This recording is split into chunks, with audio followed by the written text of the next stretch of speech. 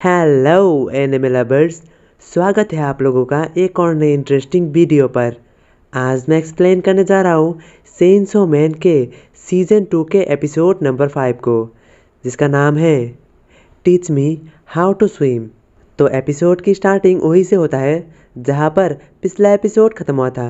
पिछले एपिसोड के एंड में हम सभी ने देखा था कि रीजी अपने सारे के सारे कपड़े उतार देती है और वो साथ ही डेंजी को भी अपने कपड़े उतार कर स्विमिंग पूल पे आने के लिए कहती है। और वहीं पर डेंजी रीजी की बात सुनकर अपने कपड़े तो उतार लेती है, लेकिन वो खुद से ही कहता है, रुक जा डेंजी, तुझे वहाँ पर जाने की कोई ज़रूरत नहीं।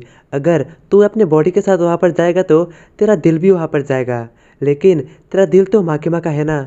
और वहीं पर दूसरी तरफ रीजी स्विमिंग पूल से डेंजी को कुछ सोचते हुए देखकर वो अचानक से नाटक करने लग जाती है और वो डेंजी को पुकारते हुए कहती है, डेंजी प्लीज़ आके मुझे बचाओ, मैं डूब रही हूँ। लेकिन डेंजी फिर भी कोई रिएक्ट नहीं करती और रीजी वहीं पर डेंजी को घूर के देखने लग जाती है। और वहीं पर दूसरी तरफ डेंजी ये डिसाइड नहीं कर पा रहा था कि आखिर उसे स्विमिंग पूल पर जाना चाहिए या फिर नहीं। और वहीं पर रीजी डेंजी की मजाक उड़ाते हुए कहती है, डेंजी तुम तो बहुत ज़्यादा डरपोक हो, लगता है कि तुम्हें बिल्कुल भी स्विमिंग नहीं आती और तुम पानी से डरते भी हो। और इसके साथ ही डेंजी रीजी की ऐसी बात सुनकर वो फाइनली स्विमिंग पूल पे कूद जाता है और स्विमिंग पूल पे कूदते ही उसके प्रेशर से पानी ऊपर उठती है और दोनों के दोनों बहुत ज़ोर ज़ोर से हंसती है।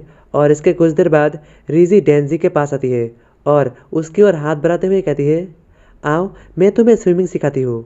लेकिन वहीं पर डेंजी रीजी की बात सुनकर थोड़ा कन्फ्यूज होते हुए कहता है, लेकिन मुझे लगा कि तुम्हें भी स्विमिंग नहीं आती।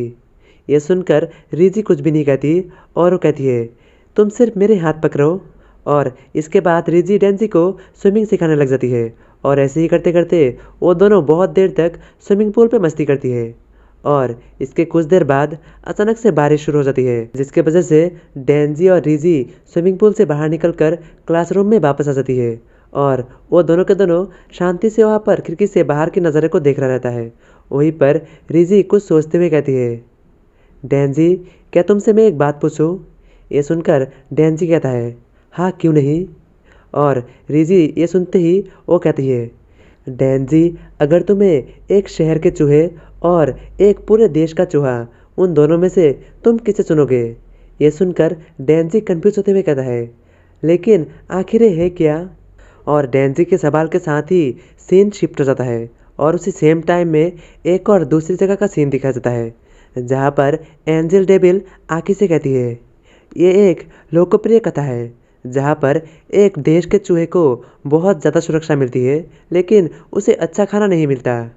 और एक शहर के चूहे को बहुत अच्छा अच्छा खाना मिलता है, लेकिन उसे किसी एक देश के चूहे की तरह उसे सुरक्षा नहीं मिलता। उसे कभी भी कोई बिल्ली या फिर इंसान आकर मार के चला जा सकता है। और एंजल डेविल आगे कहती है, मैं सही में एक बात बताओ, मुझे कभी भी शहर की चूहिया नहीं बननी थी, मुझे एक देश की चूहिया बननी थी, लेकिन माँ की माँ मुझे पकड़कर इस शहर की चूहिया बना दी। और अगर मैं सच बताऊँ तो मुझे अभी भी अपने देश को जाने का मन करता है। और इसके साथ ही मैं तुम जैसे लड़कों से भी दूर रहता हूँ। अगर मैं तुम जैसे लड़कों के साथ टीम अप कर लूँगा तो मेरा ज़िंदगी खतरे में पड़ जाएगी। और उसी सेम टाइम में दोबारा से डेंजी को दिखाया जाता है, जिसे रीजी ने वही बात बताई थी जो कि अभी अभी एंजल डेविल ने बताया। ये सुनकर डेंजी कहता है, मुझे तो एक शहर की ही चूहा बनना है। ये सुनकर रीजी हैरान होते हुए कहती है, लेकिन एक शहर की चूहा ही क्यों?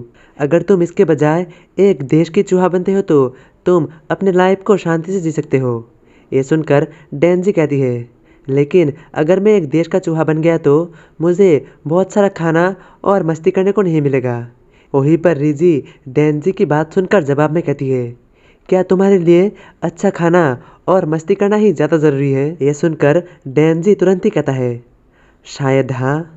और वहीं पर रीजी डेंजी के जवाब सुनकर उसे कुछ देर के लिए देखती ही रह जाती है। और ऐसे ही कुछ देर डेंजी और रीजी अलग अलग बातें करने के बाद फाइनली रीजी वहाँ से जाने से पहले डेंजी से कहती है, डेंजी क्या कल तुम मेरे साथ मेले में चलोगे जहाँ पर बहुत मस्ती और बहुत अच्छे अच्छे खाना खाने को भी मिलेगा? यह सुनकर डेंजी कहता है, हाँ क्यों नहीं, मैं तुम्हारे साथ जाने के लिए तैयार हूँ। कल जब मेरा काम ख़त्म हो जाएगा मैं तुम्हारे साथ जाऊँगा। डेंजी के हाँ कहती ही रीजी खुश होते हुए कहती है, बहुत बढ़िया, तो ये एक डेट है ना? और ये कहकर रिजी वहाँ से जाते हुए कहती है, मैं तो उस मेले में लड़कियों के कमरे में ही जाऊंगी। और वहीं पर डेंजी पीछे से रिजी को जाते हुए तब तक देखता रहता है जब तक रिजी उसकी आंखों से ओझल नहीं हो जाता। और रिजी के वहाँ से चले जाने के बाद डेंजी खुद से ही कहता है, जो भी कह लो, ये माकिमा से सुंदर तो नहीं है, लेकिन लड़की क्यूट तो है। और वही दूसरी तरफ रिजी को दिखाई जाती है जो कि डेंजी को बाय कहकर अपने रास्ते निकल पड़ती है। और वो अभी भी स्कूल के कॉरिडोर में ही रहती है। तभी अचानक से उसे अपने पीछे किसी की होने की एहसास होती है, लेकिन वहाँ पर बहुत ज़्यादा अंधेरा होने के कारण रिजी को कुछ भी नहीं दिखती। और वो सवाल पूछती है, डेंजी, क्या ये तुम हो? मुझे ऐसे डराना बंद करो। और वहीं पर रिजी के ये सवाल पूछते ही अंधेरे में से आवाज़ आती है, या फिर आता है, तुमने बिल्कुल सही कहा, मैं डेंजी ही हूँ। दरअसल मुझे तुम्हें अपने बारे में कुछ बताना है। चलो हम दोनों एक साथ बाथरूम में चलते हैं और फिर मचाते हैं।